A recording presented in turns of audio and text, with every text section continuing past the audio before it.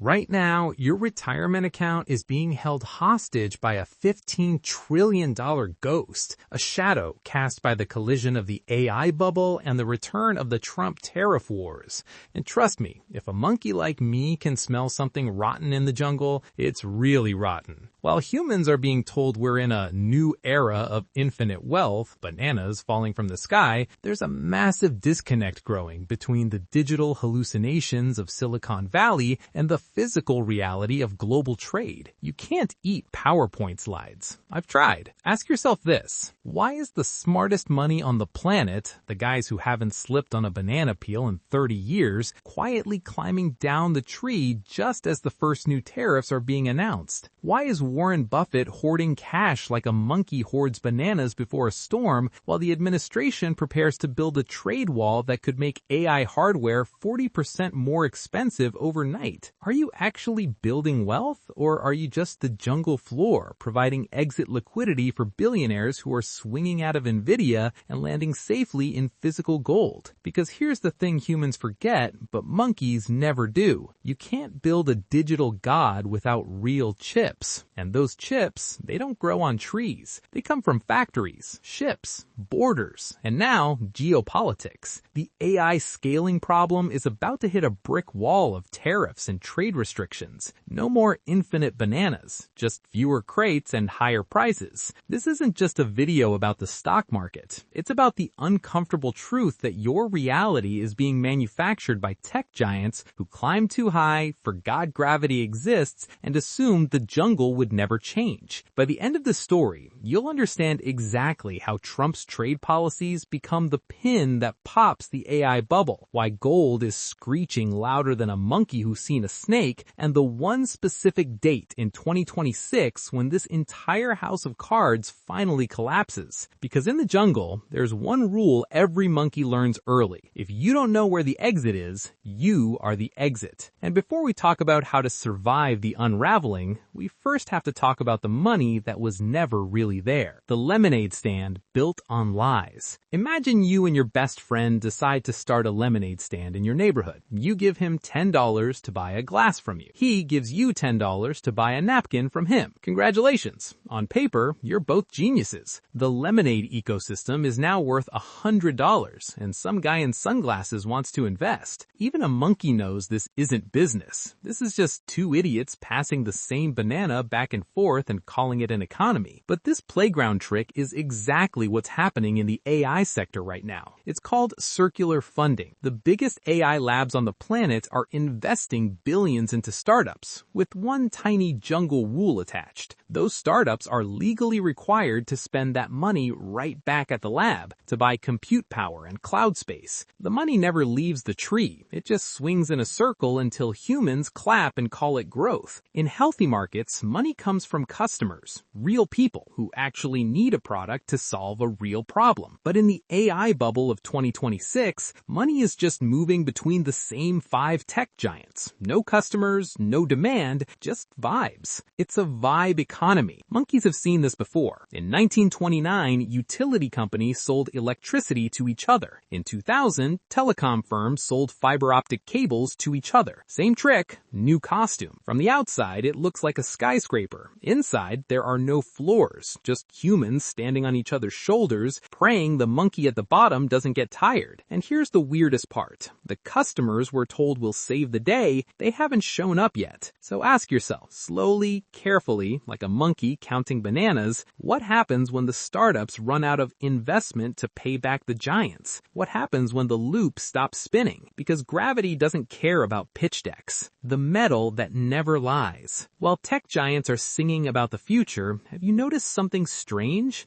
Gold is behaving like it's expecting winter in the jungle. Gold is the world's truth serum. It doesn't care about AI demos, white papers, or how many followers a tech CEO bought last week. It only responds to one thing: erosion of trust. Monkeys understand this instinctively. When the forest goes quiet, you don't argue with the trees, you grab your bananas and move. In 1929, in 2007, gold Gold started acting nervous months before the first bank failed, before the first human said unexpected layoffs. Retail investors are ignoring this because the narrative is still blasting at full volume. It's like being at a house party where the music is so loud you can't hear the neighbors calling the police. You look over and see the host quietly putting on his coat and slipping out the back door. You're still dancing on the table, but the house is already sold. This disconnect, stocks screaming optimism while gold whispers fear, is the loudest warning signal in finance. If gold is the insurance policy for civilization, why are billionaires suddenly buying so much insurance? Monkeys don't buy umbrellas unless they smell rain. The answer lies in a phrase that has killed more retirement accounts than any war in American history. And before we talk about what breaks next, we first have to answer one uncomfortable question. What the hell is going on with the safe money? 3 words that will end your wealth. This time's different. Those 3 words are the epitaph on the tombstone of every failed investor in American history. Even monkeys carved that on trees as a warning. In 1929, it was electricity and mass production. In 2000, it was the internet. Today, it's artificial intelligence. And here's the part humans always mess up. The technology was real every single time. The internet changed everything. That didn't stop the dot-com crash from wiping out 80% of the market and vaporizing the savings of millions of families. So the problem isn't that AI is fake. The problem is that we've already priced 50 years of success into today's stock price. We're borrowing growth from our grandchildren just to keep the ticker green for another Tuesday. When valuation discipline gets replaced by narrative FOMO, you're not investing anymore. You're gambling in a casino where the house can see your cards and move the table if it wants. Trump's tariff wars add something monkeys respect deeply: physical reality. You can't simulate away a 40% increase in chip costs with optimism. If hardware gets more expensive, your infinite scaling model hits a brick wall of math. Markets don't crash because innovation fails. They crash because expectations become impossible to meet. Right now, the math is looking like a 2021 meme coin, and the people who actually protect wealth are quietly noticing the cracks, which raises a very uncomfortable question. If everything is so great, why is the most successful investor in history refusing to buy? The silent weapon in Buffett's vault. Warren Buffett is sitting on the largest cash pile in the history of Berkshire Hathaway. Some people on TV call him washed. Others say he's too old to understand silicon. Monkeys have a simpler explanation. He's not confused, he's patient. Buffett understands that when prices assume perfection, there is no margin of safety. If a stock is priced for flawless execution and delivers merely great, it drops like a coconut on your head. In 2026, cash isn't trash. It's optionality. It's like being the only monkey with water during a forest fire. You don't just survive, you decide the rules afterwards. Historically, massive cash hoards appear at the very end of cycles, right before the Great Rotation, not because investors are scared, but because they're confused. When experienced capital prefers flexibility over joining the AI rally, it's a signal that risk has become asymmetrical. You're being asked to risk everything to make 5%. That's not a trade, that's a trap. And the trap is being decorated by companies that exist for one reason only. The bubble is still inflated. So ask yourself, slowly, like a monkey counting bananas, what the hell are we actually funding? Guardrails for a road that doesn't exist. Every bubble creates parasite industries. In the dot-com era, it was consultants who couldn't code. In the AI boom, it's AI safety and ethics startups. Now, don't misunderstand me. Safety matters. But when companies raise hundreds of millions just to talk about governance before the core technology is profitable,